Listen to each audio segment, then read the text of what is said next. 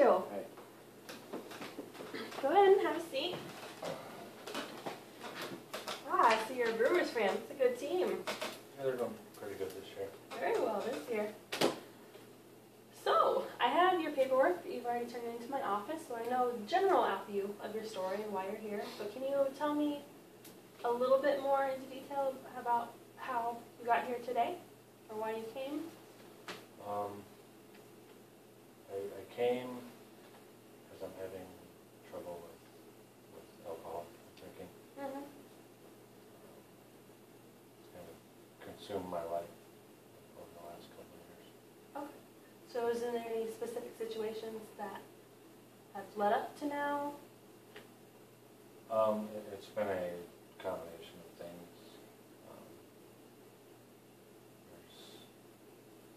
The marriage is kind of falling apart. My wife has left with our 2 children, and it's been over a month now. That must be hard. Yeah.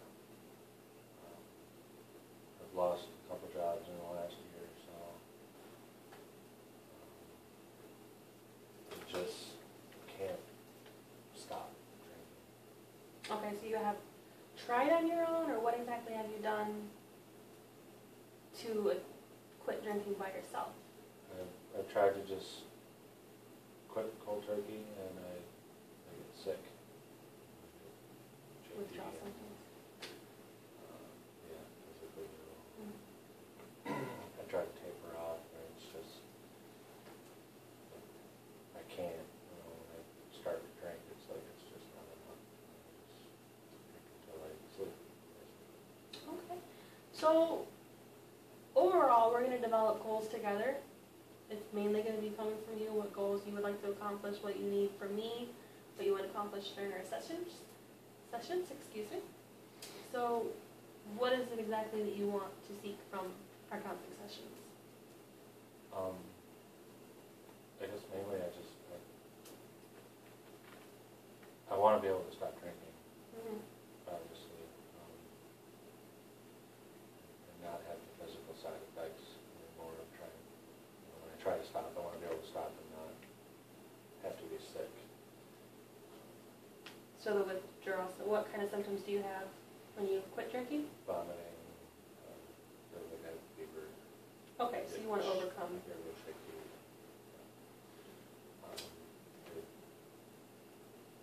I guess I want to stop. I don't want to lose my job again. I got a good job again. Mm-hmm. And I want to be able to see my kids. Okay, so we want to overcome the withdrawal symptoms and get to see your children again. What kind of limitations do you have as far as seeing your children as of now?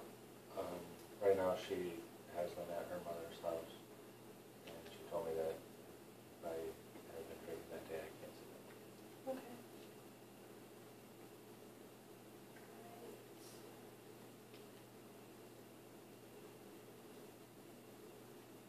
I'm just going to jot down some notes real quick.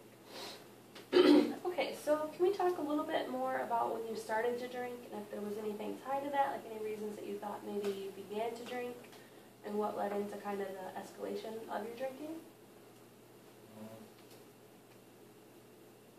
First time I drank, I guess I was like 14. So, junior high. It was a high school party. I was in junior high, so it was kind of cool just to be there. Everybody else was drinking, so I decided I'd drink too. It's the thing to do. I didn't know how much of an effect it would have on me. So, like a 14-year-old drinking soda, you want more. Right. So I just kept drinking until I started to feel something, and by the time I did, I don't remember too much after that. Okay. I got really sick.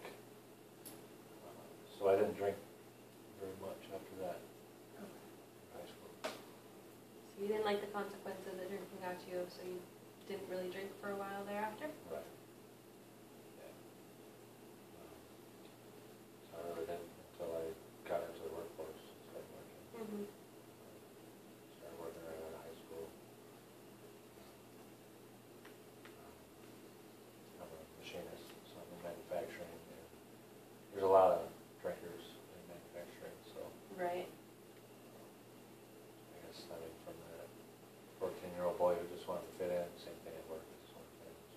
so I drank, and it was kind of the norm for 12, 13 years. Right. Okay, so,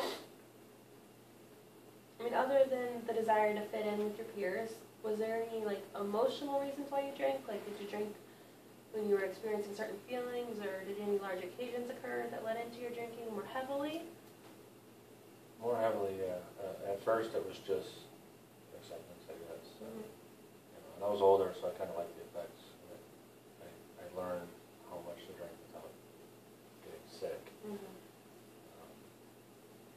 Just last couple of years, actually, when our second son was conceived, I had reason to believe that there was infidelity in the marriage.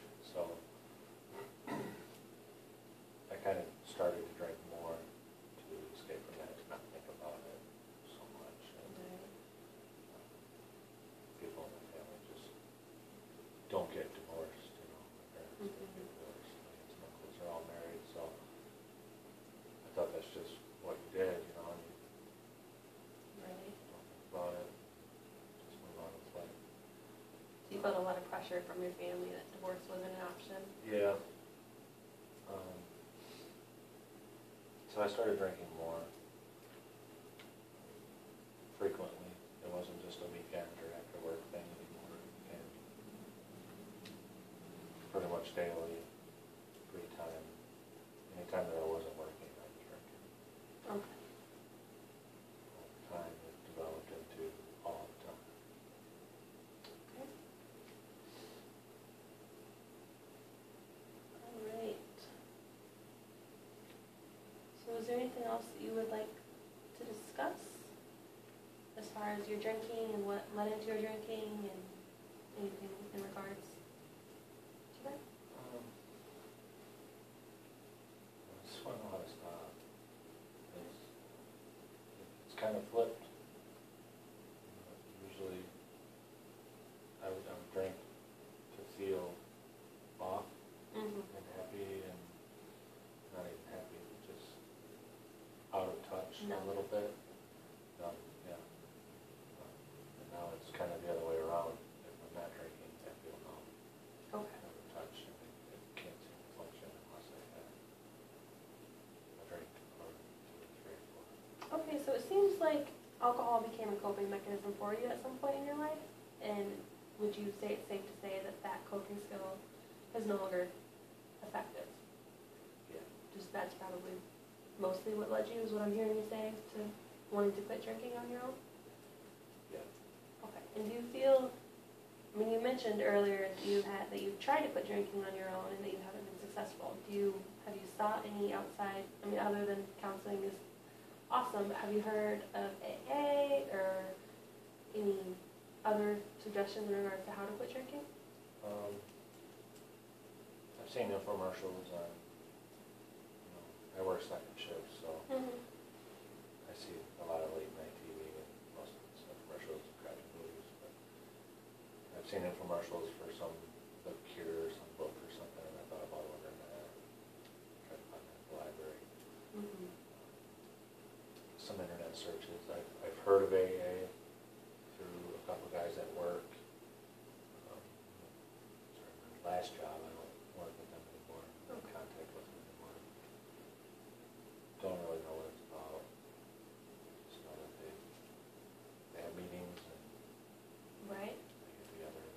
Well, it's a self-help group. It's based on 12 steps, and it's a very friendly environment. They typically, I have a lot of clients that are currently involved in AA, so they kind of give me some details just so that I can better help my clients that aren't familiar with it. And from what they have told me, they're very friendly people. They all have been where you're at, so they understand the need to be welcoming and kind and compassionate and such. So if you'd like, I would like to set it a goal for you to attend NAA meetings. You mentioned you wouldn't mind, or, I'm sorry, are you open to AA meeting, or how do you feel in regards to Yeah, that? at this point, I'm willing to try it. That's kind of what I picked up. I didn't mean to push you Yeah. too hard. Sorry about that.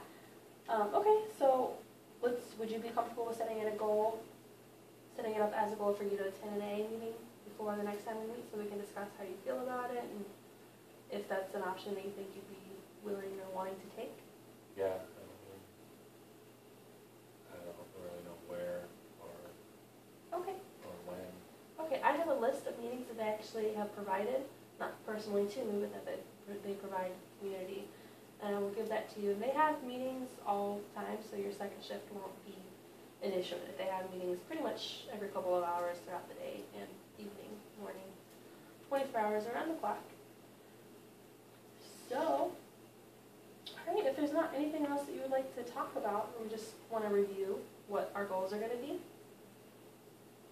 Okay, so I have down that we want to overcome withdrawal symptoms, and I will give you a phone number and a couple other information that they have out at the front desk that they'll provide you with. I'll send them a note to know what to send with you.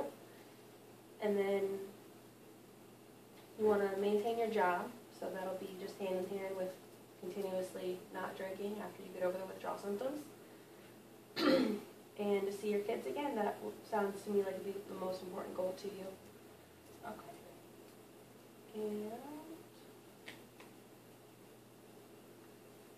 Now, what kind of information on the withdrawal symptoms thing? what kind of information they're going to provide you? It's what it is. It's a detox center. It is attached to an inpatient center, a rehabilitation center for drugs and alcohol. However, it's a separate unit. So I don't know if inpatient. Sometimes you say that, and clients are like, "Whoa, whoa, whoa! I'm not trying to go into inpatient." Can this work? Yeah, and I honestly understand that. It's important when you need to maintain a relationship with your kids to have that income. So it's separate from the inpatient. It's in the same building, but it's a separate facility, so to speak. And what it is, they'll give you tools after they give you medicine to help you withdraw your systems, because it can be dangerous. There's a lot of things that fluctuates in your system that needs medical attention sometimes to get through. You probably, yeah. So then they'll provide you with, there will be doctors on hand, nurses on hand that'll help you get through the symptoms. And again, it's separate from the inpatient, so please don't let that deter you from wanting to do it, because it's much, much safer to be in a detox center withdrawing rather than at home by yourself or on company. So I will provide you with that information, and I think that pretty much sums up what our goals are. So we just want to talk about what, let me get out my schedule.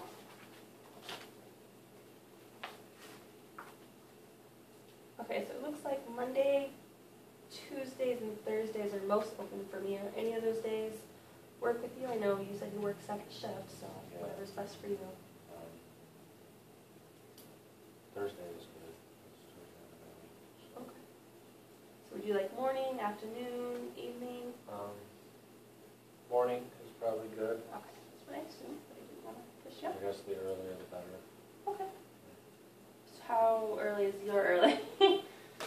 Well, I mean, that'll still give me time to sleep. I can be here at like 8:30 or 9 o'clock. Okay, so you want to shoot for 8:30? Alright, so that's you, Eric, down for 8:30. And again, just to recap, we did want to have you attend a meeting. I'll again give you that list out front, just so that we can talk about it, see if that's something that you want to do in addition to our sessions. Alright, so that is it for today. I look forward to meeting with you again. No problem. Welcome out to the front desk. Thank you again, Eric.